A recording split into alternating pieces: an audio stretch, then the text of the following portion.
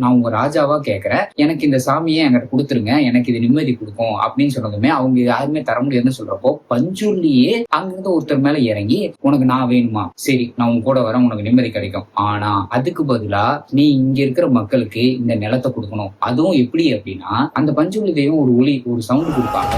அந்த சவுண்ட் எவ்வளவு தூரத்துக்கு போதோ அவ்வளவு தூரத்துக்கு எவ்வளவு நிலம் இருக்கோ அந்த நிலத்தை அத்தனையுமே நீ என் மக்களுக்கு கொடுக்கணும் அப்படிங்கிறாரு.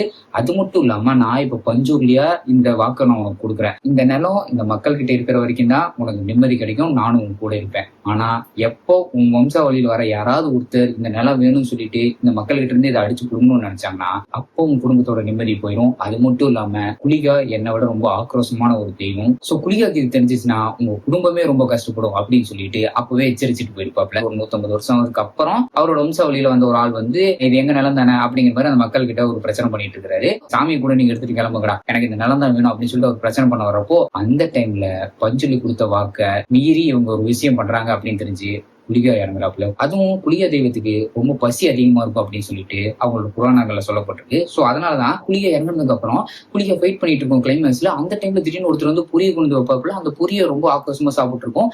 அந்த டைம்ல பின்னாடி ஒருத்தர் அடிக்க வரப்போ கூட அவனை கூட கவனிக்காம டக்குன்னு தலையை திருப்பி ஒரு அடி அடிக்கும். அதுலயே வந்து அவங்க போய் விழுகிற மாதிரி காமிப்பாங்க.